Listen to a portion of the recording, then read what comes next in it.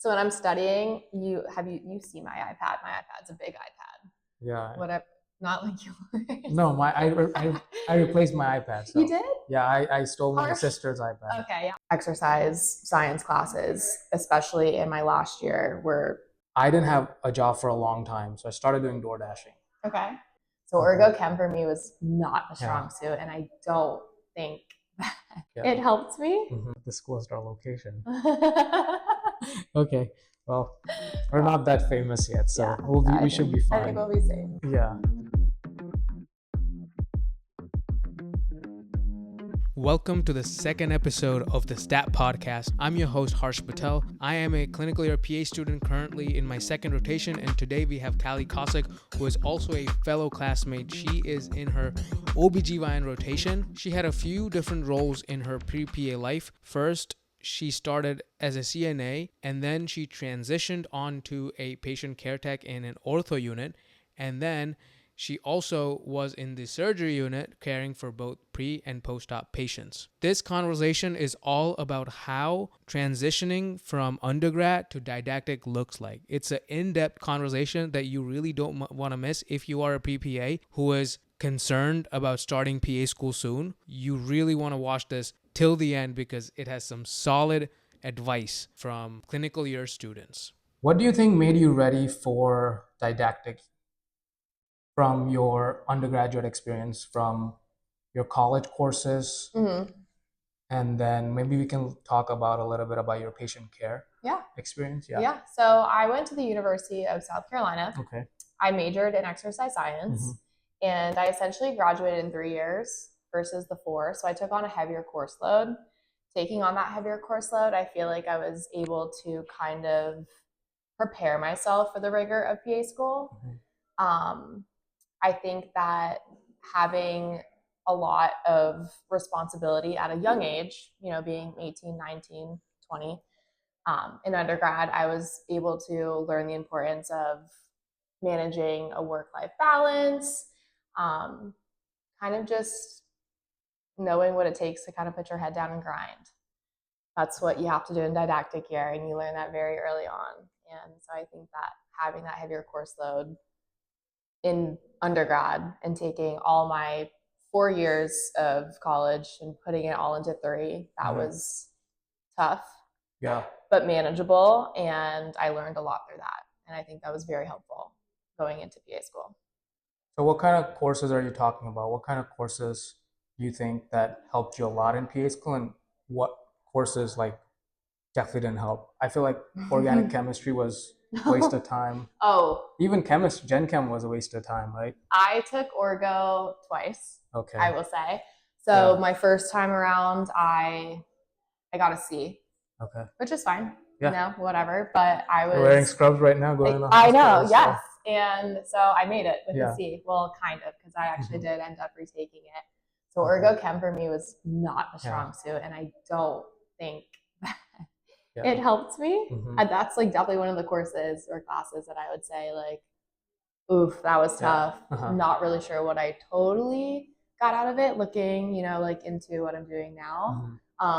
But I still learned a lot about myself through it, because the tough classes and the classes that you kind of question yourself. And I questioned myself a lot actually in that class. Do I have what it takes, or do I have what it takes to make it into the medical field? If I sound so silly, if I can't really understand orgo chem, or if this is super hard for me, how am I going to feel when I have 10 super hard classes? So although I don't feel like it really applies to my medical experience, I still think that it was helpful in its own way. Yeah, it definitely teaches you a lot about just grit and just working hard despite not liking something. Especially courses like orgo. When I think about hard courses, I think about one of the courses that I took that really helped me was functional neuroanatomy.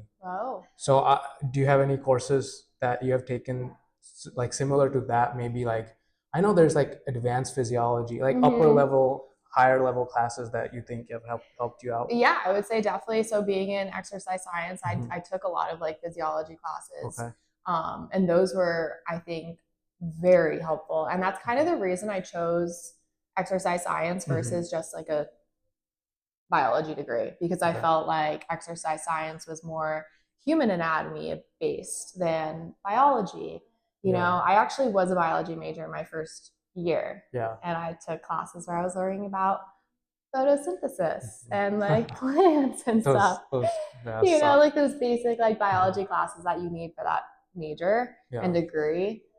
Those were great and it was fun, but I was like, this is not something that like, that I want to really gain a whole lot of knowledge about. I want it to be more clinically human based. And so that's why I made the switch to exercise science. And I would say like a lot of like my exercise science classes, especially in my last year, were very helpful and super anatomy and physiology based, which kind of I feel like gave me an upper hand when we took our anatomy and physiology first and second quarter. Yeah, one of the things I regret is going for a degree that's like super specialized, or even if I went for like biology degree, maybe I'll regret a bit because biology doesn't really translate well when you actually start grad school, especially like PA school, because I feel like there's a lot of other majors you could do, like exercise science, that could help you out in PA school. Right. Yeah. That's really cool that you took a neuro class in undergrad. Yeah, it was hard. I can imagine. It was so hard. Yeah. But it taught me a lot about strokes and circle of Willis. Yeah. Literally every single brain slice we had to go through. Really? Theoretically, not like actually, but it taught me a lot about where different parts of the brain different parts of the brain are, where is the exact nuclei in the brain. It was too detailed for me at the time. But the one thing that I really take away from it is just applying that during our physical diagnosis class and learning about the neuro exam and trying to connect those dots. Yeah, and I'm sure it's helping you now being in neurosurgery. Yeah, it is. It's still like you got to review. It's for clinicals, I feel like you got to keep reviewing the exam stuff, physical exam especially. Oh, yeah. Yeah, because I don't think it takes a long time, I feel like, to actually do it out of habit. Yeah. Oh, yeah. And in like a lot of patient encounters, you got to do it over and over and over again. It's not as easy as just riding a bike. It's something you have to do every single day. And yeah, I can totally relate to that. I'm still looking at my like notes and like my physical exam book before I go in to patient rooms and whatnot. So yeah. So when you talk about undergrad experience, what kind of time schedule you had if you were juggling everything at once, especially working in the field? Yeah, so I had a couple jobs in undergrad. My first job was I was actually a leasing agent, not a leasing agent, like a leasing like consultant at an apartment complex. That was my first job, and while I was doing that, I was obviously in school. And then I was like, I need to start working in the medical field because, you know, making money in undergrad, it's great, it's important, but I need to like start putting my working hours into something that's going to benefit me in the long run. So I got my CNA certification and I started working at a family practice as a CNA. And I learned so much and it was an amazing job. However, they were only open Monday through Friday and I was in classes Monday through Friday. So I tried to schedule my classes around having like maybe a Tuesday off so that I could spend all of Tuesday at the clinic. And so I kind of had to learn how to juggle class, work. And that was tough in the beginning, super tough. But thankfully, I only worked a few hours during the week at that first job. So I kind of got to like ease into it a little bit. But I mean, I worked a day or two, a day and a half sometimes. Like I'd go in on like a Friday morning or a Friday afternoon and a Tuesday if I had classes off that day. And so my day-to-day kind of really looked like school from 8 to 3, study from, 4 to 6. And on the days that I had off of class, I'd go into the clinic and I worked there. But I only worked there for about like a year and a half before I was like, I need to start. It was a long time. I only worked as a CNA for 6 months, and I was like, I need more things to do. Yeah. What did you do after that? I did a bunch of things. So when I ended my CNA job, I moved to a different city. Okay. With my girlfriend, and then I didn't have a job for a long time, so I started doing door dashing. Okay.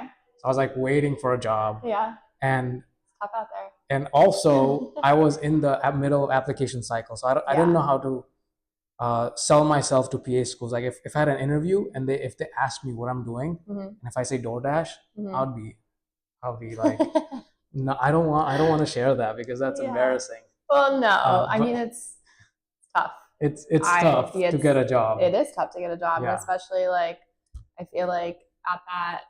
This was post college. This was after graduating. I ended college and then I ended my work because I wanted to move away. Okay, right, yeah. And then I did door dashing until I found my pharmacy tech job. Okay. So that's what I did before. Oh, I didn't know that. PA school, and then I also. You must be good at meds. I wouldn't say that. Recognizing meds, yes. Strong suit. Recognizing, yes. I don't know. I still have to work a lot on knowing the mechanism of action. But then, well, my story is a little like weird, but like I get the acceptance to South, and then I work as an ER tech for 6 weeks. Oh, wow. Because I was planning on to preparing for my third cycle. Okay. As an ER tech. Okay. But going back to what you were saying, I feel like a lot of being a pre-PA is a lot of looking at your opportunities and taking every opportunity you can, because it is hard. It is cutthroat. It is cutthroat. And I feel like as pre-PA, you're constantly feeling like what you're doing is not enough. Yeah. And like that brings me to like why I quit the job at the clinic, was because I was only able to get in so many hours a week, and I was feeling stressed out about school and working, but not working a whole lot, and them not being open on the weekends, being a family primary care office. They don't work weekends, they're not open weekends. So the weekends off was like really my time to have and to work, and they weren't open. So I actually went to the hospital down the road, Prisma Health in Columbia, and I picked up a job there working as a patient care technician. Okay. And I was able to get in so many more hours. I was able to work the weekends. That's good. And I got in like 12-hour shifts on a Saturday, another 12-hour shift on a Sunday. And that adds up. Like that was huge. And then still work maybe a half a shift or maybe a full 3rd-hour shift during the week. So I built up a lot of hours doing that. And I was still, juggling school and working at the hospital, but at least I had the weekends to work. Yeah. That was huge for me. Yeah, I think most people will get what people get wrong about weekends is like your weekends could be the opportunity to build your career, or it could be an opportunity to destroy your career.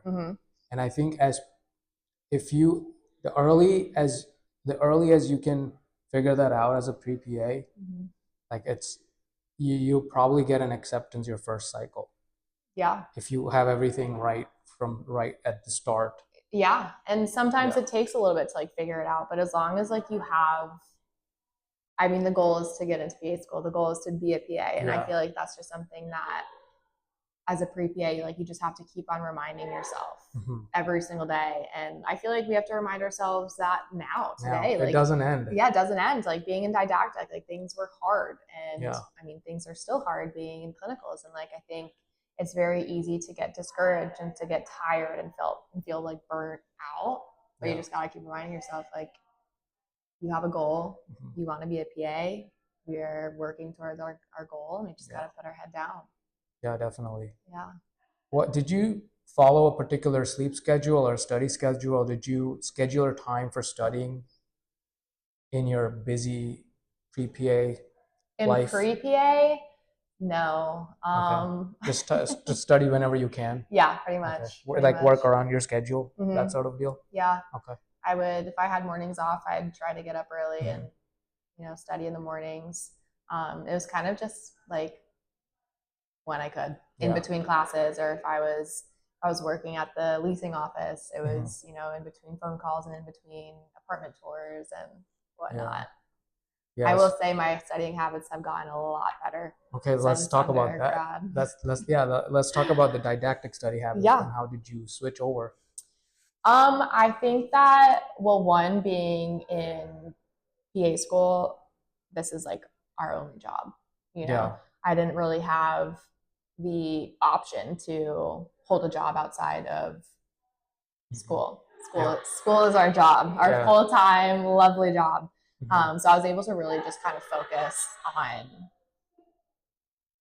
just school and having like our schedule being in class from 8 o'clock till 5 p.m. every day. You know, that was a very set schedule that I was able to become comfortable with. And I was always the type of person that kind of like studied on my lunch breaks during didactic, you know, like passively, like not head in the books, I would still socialize with my friends and go on our walks like during lunch. But like for the most part, if I had a break during didactic, I would utilize that opportunity to the fullest. And so I think from 8 to 5 every single day, Monday through Friday, no matter if we were truly in class or not, all of those hours, that was my dedicated time to study. And then of course on our heavy weeks when we had tests coming up, I would obviously spend long nights, early mornings studying. But I think that having the opportunity to be a PA student really just kind of set in when I got to South. And I think that studying just became more important to me. I was enjoying what I was studying. I was enjoying what I was learning. I was so, and am so, like grateful and thankful to be here. So I made it more of a enjoyable thing. Whereas I feel like in undergrad, I was just kind of pushing through. Just to get there. Get me into PA school. And now that I'm here, I get to like actually, I think, enjoy it. And I try to romanticize studying sometimes. And I think like that actually has been very helpful. And I think that because of that,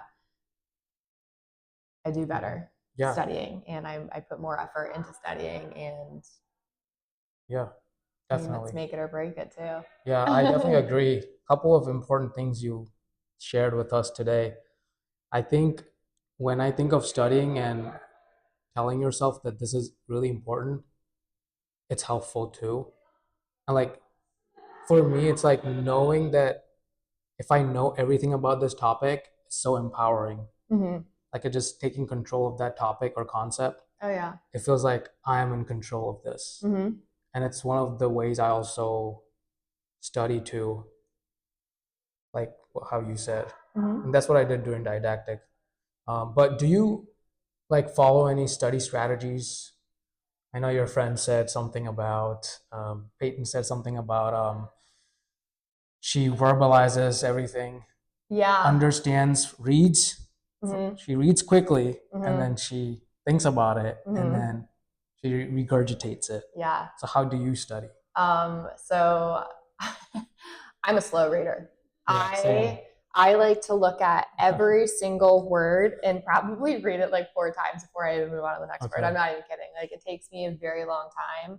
So are you the one of the people who stay last during tests? No, because usually by that time I feel during test time I'm in test mode and like I feel very confident. At the time of a test, I'm usually feeling very confident in everything that I prepared for. So I would say that I usually finish with a good like 20 minutes left still of most exams. That's great. And I usually try not to go back and read the questions unless like I flagged them and I was like, I'm really stumped, but I'm not going to read the same ones. Like I'm not going to go back and check all of my work. Because I don't want to, I don't know, go with your gut. You know, we study so much and I think there's a reason when your gut tells you something. That's my motto anyways. Trust your gut. So my first reaction, like it's usually right. And I mean, it's done me well. But you were saying something about when I'm studying. When I'm studying, I'm very slow. And I like to be hands-on. So when I'm studying, you see my iPad. My iPad's a big iPad. Whatever. Not like yours. No, I replaced my iPad. So. You did? Yeah, I stole my sister's iPad. Okay, yeah. Harsh had this a smaller iPad. It Yeah, it's worked for probably him. A phone. It was like literally just like a gigantic phone. Yeah. And my iPad was like, my friends make fun of me. They're like, oh, you brought your TV again today. But I mean, I love how big it is. Like I don't know, I think it's awesome. So getting back to me, like being hands-on, like I am such like a highlighter. Okay. Like like even on my iPad, like on our good notes and Notability, whatever you use, like I'm blowing everything up. I'm highlighting as I go. Okay. I'm making notes. And like that's what makes things stick for me is like being interactive. Like it might not seem all that interactive. I'm just highlighting, scribbling on my paper, but it helps me a lot more than just reading something and moving on. What are you making notes about? Are you breaking things down in your words, or are you just... It kind of depends. So if I'm reading something that I don't fully understand, I'll take the time to Google it or look it up in my PowerPoints or our notes or from, you know, any other like database or whatever. And I take the time to kind of research what I'm not understanding in my notes, and I kind of make notes on that on my notes so that I don't have to look it up later. It's all right there. Yeah. It could be something like as just like simple as a word that like I'm not comprehending, or I forget what it means. And I just kind of like make a little side note, or sometimes like I'll make little sayings, phrases, like to your help friend, me. Your other friend who makes songs and stuff. Yeah, you have to get her on this podcast and she can make... I'll only do it if she sings the whole time. Yeah, okay. That's fair. That's fair. I think she might agree to that though. So be careful. Yeah. So yeah, I don't know. I need to be interactive, and I need to kind of engage in the material more than just reading it and verbalizing it. It sounds so silly, but seriously, like highlighting something. Yeah. What if someone tells you, like, criticizes you and says, I guess I'll criticize you, but highlighting doesn't work? What would you say? Because everyone has their own way of learning. And that's what I think that I would say. I would just say, like what works for me may not work for you. And like what works for Peyton, like doesn't necessarily like work for me. And what I do might not necessarily work for you or for Peyton or for anybody. But sometimes like I'll scratch up all of my notes, highlighter, whatever, and then my second time going through it, I'll erase everything and I'll do it over again. And so I'm highlighting active recall and like I'm highlighting the same key points, or maybe I'm highlighting something new that I didn't think was as important going through it the first time, but going back through it again, I can see like, oh, this actually seems more important now because I've understood the entire concept. And now when I go back the second time or the third time, like I feel like each time I pick up on something new. Yeah. So. Yeah, definitely. Like every time when I go through, when we're talking about learning large pieces of information, every time I feel like I go through once, I get 50% of it. And then second time I get maybe 70 or to 80%. And then every time other than those twice ways I do it, or all the other times I do it, it's all reinforcing and kind of looking at everything and connecting the dots between different concepts. Right. Yeah. Yeah. And I think like going through it 3 or 4 times, like on that 4th time, I'm like, now this makes sense. Yeah. Like something that could have like seemed so simple on that 4th time, like I was really struggling with the first time. Now I'm like, oh, I totally get it. Yeah. Now I'm seeing the full picture, or I get like the whole pathophys behind this because whatever reason, it's just, I think the more you look at it, the more things can stand out, the more dots you're able to connect, and like the more sense it all makes. Yeah. So how about let's still be on this topic, because I feel like there's a lot to this. Yeah. So like, how about other things apart from maybe personal habits? Do you think that has helped you? For example, me, if I change my sleep schedule too much, I'm a zombie. Yeah. That's my example. But what's your some some things that you have noticed in your behavior that have positively or negatively impacted your time in didactic. Okay. I think taking a break when you are feeling tired, whether that's you're taking a break for 20 minutes during the day. I think it's so important to recognize I'm tired. I need to take a break. I'm not retaining the information as well as I could be because I'm feeling this way. So I think taking a step back and taking time for yourself, for your mind, for your body, like whether that's, mentally, physically. Yeah. It's just so important to do that. Like people say that all the time, but I can't stress enough like how important it is to like take care of like your well-being, because you're not going to be the student that you can be if you're not taking care of yourself. You're not going to be the provider that you can be if you are not taking care of yourself and not learning to the extent that you should be learning in school because you're not feeling your best. So I think for me, exercise is super important. It has helped me and kept me grounded throughout all of the craziness of PA school. I try to go for a few walks a day. And like on those walks, I could take my phone and I could run through Quizlet or flashcards, but that's not the point for me. Okay. For me, like when I'm on a walk, like I'm either no AirPods in and I'm just enjoying the sunshine and hearing the birds chirp, or I take my phone with me and I call my mom, or I call my best friend who lives in New York, and taking just a 20-minute walk, a 20-minute break, catching up with family and friends, like just taking care of yourself. That's how I take care of myself. And that's what's like really kept me, I think, sane in all of this, and recognizing like when I have to do that. And to piggyback on the sleep thing, I'm the same way. Like I like to be in bed by 10 o'clock. Whether I'm sleeping at 10 o'clock doesn't usually happen, but I like to kind of be settled down, tucked in by 10. Because I think, again, like sleep is so important. You can't function and do everything that you need to do on a day-to-day basis without sleep. Yeah. So sleep I take very seriously as well. Did you take sleep more seriously in didactic compared to undergrad? Oh, yeah. Okay. Yeah.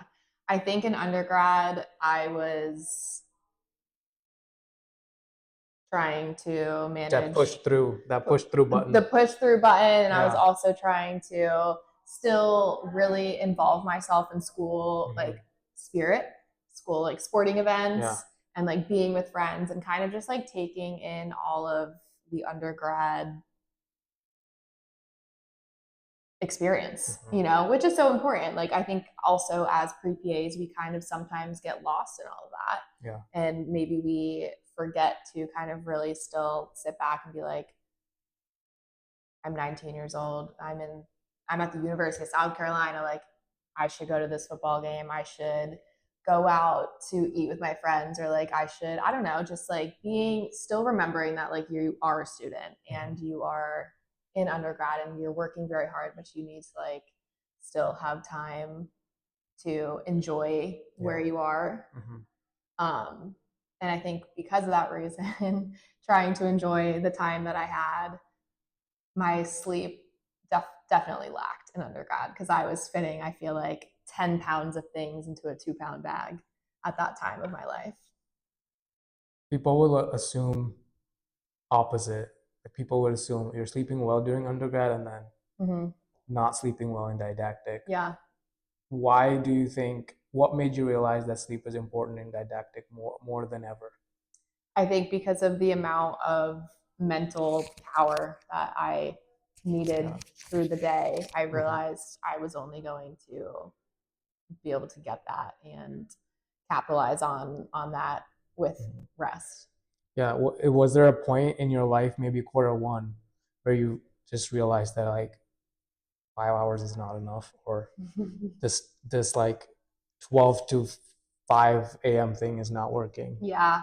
I want to say, honestly, I think from day one, I kind of prioritized my sleep because I knew that as little time as we feel that we have during the day with back-to-back classes from 8 to 5, there still are those tiny moments that like you have to study an extra 10 minutes, which takes 10 minutes off of your night. And like those 10 minutes throughout the day adds up. So I'm able to go to bed earlier. And I think that I kind of just realized that I need sleep. Like I am a person that needs sleep, and I'm not going to retain the information in class the next day if I'm running off of 5 hours sleep and 3 cups of coffee. You know, coffee's a savior, but it doesn't always work. No, it doesn't. So I think I've always been pretty good about my sleep. And I realized that, I think, from day one in didactic or in PA school. Yeah. Those are some awesome habits, tips, just sharing your experiences with the world about transitioning from undergrad to didactic. Yeah. But yeah, I think that was a great conversation. I think the people have a lot to learn from this podcast. Yeah. Yeah, because the one thing you said that really helped me was taking breaks, because I don't think I take enough breaks, because whenever I walk, I'm like always doing something. Either I'm like posting that content, or doing some Anki, or writing stuff down, expanding my to-do list even though I have no time. Yep. And I feel like I really do have to like just put my phone away or throw it away. Yeah. Keep it in my house and just start walking. But yeah, that's one of the things I'm going to take. Okay. Yeah. Yeah. Well, I'm glad I could be of assistance. Yes. And even help my fellow peer. Peer, yeah, definitely.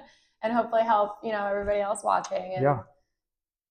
Everybody does things different. Everyone has like a different way of coping, managing, and whatnot. And for me, it's exercising and walking and talking to family and just kind of putting things down and remembering, yes, I'm a PA student, but I'm just a girl. Yeah, you're just a girl. I'm just a human. Yeah.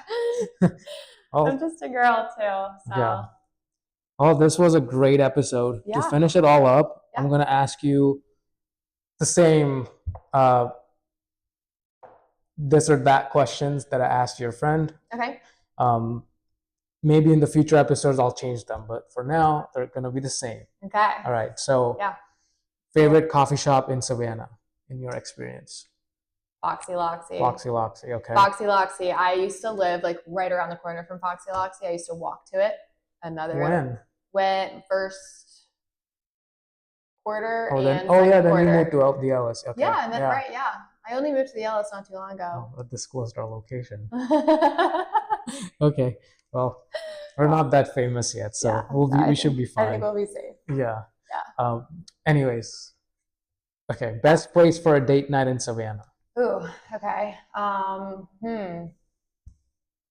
Honestly, this is probably going to be very classic and cliche in Savannah, but anywhere on River Street, it's just there's so much to do, and such great food, scenery, good areas to be outside, enjoy the weather. You're right on the river. I need to take breaks more and go out more. Best place to go out for drinks. Best place to go out to drink, or for drinks. I love, and you've been there. I know you have, Starlin Yard, because we've had a couple little social events there with our class and whatnot. I love Starlin Yard. I think it's so fun. There's different food trucks every day. There's a big grassy area. It's very family friendly, dog friendly. Yeah. It's just a good spot. It's outside. You get to enjoy the weather when it's nice. It's chill. Yeah. I do agree with that one. Yeah. Yeah. I agree with everything you said for the other ones, but this one too. Yeah. Didactic or clinicals? Clinicals. Yeah. I don't think, And I cannot go back. No. Oh, yeah. No. Me and my friends were talking about it. They were like, how much would you have to get paid to go back to didactic? Why? And we were all like throwing out these numbers. And then I think like at some point we all just kind of like sat back and realized like, you know what? Yeah. Like nothing. Yeah, it's hard, but you couldn't pay me enough. Yeah. It's hard. And clinicals is tough too. You know, don't Yeah. get me wrong. It's not like easy breezy. No, it's not. And I think each clinical rotation is going to be different, schedule wise, and kind of just getting into the groove of whatever rotation you're on. So clinicals definitely has its challenges too, as you know. But clinicals is superior for me. Yeah, agree with that too. Yep. Let's see what you say about this. OBGYN or surgery? Surgery. Well, same. Okay. Surgery. Let me actually kind of elaborate on that. Okay. I actually really think women's health is so interesting. Me too, actually. Yeah, and I was very, very excited for this rotation. Yeah. That I'm currently on, OBGYN. But I really I know that I want to do something procedural after graduation, and I really do love surgery. I will say the surgeries that I've actually experienced in OBGYN, rotation as a whole, I enjoyed surgery more. But the surgeries that I've been in on OBGYN, I've actually, I think, enjoy more because for me, my surgical rotation, my surgeon did a lot of robotic surgeries, which was super cool. Yeah. I mean, the technology in medicine is amazing and insane. Yes. Like out of this world, literally. Yeah. I mean, a robotics surgery, you know, like that sounds just wild. And watching a video game. Yeah. And watching it, you know, is wild. Yeah. However, I think a robotic surgery is, I mean, very just like surgeon based. You know, it's the surgeon who is. Once you get that first. And the robot doing the surgery, and I want to be more hands on. Yeah. So I think being an OBGYN, the surgeries that I've been in on, there's a lot more like open surgeries, which I love because I want to be in there. Retracting, suctioning, suturing, whatever, all of it. You know, I want my actual hands in on there. it, yeah. So I do like that better. But overall, you know what? I'm very conflicted. I've actually really enjoyed both for different reasons. Yeah, I can just ask you 2 months from now, maybe. Yeah. Yeah. But yeah, great. Yeah. This was the episode. Awesome. Well, this was so much fun. Thank you for having me. I mean, you're welcome. This was awesome. Like I love, I mean, I started liking this, especially after after I had the conversation yesterday with Peyton. It was like in person feels so much better to do. Yeah. But yeah. This was great. Yeah, this was great. We should do it again sometime. We should. Yeah. All right. So thank you guys, and I hope that you took something from something that I said. Hopefully it's, you know, helpful to someone out there. Yeah. Well, thanks for watching, everyone. We'll catch you in another podcast. Bye-bye. Bye.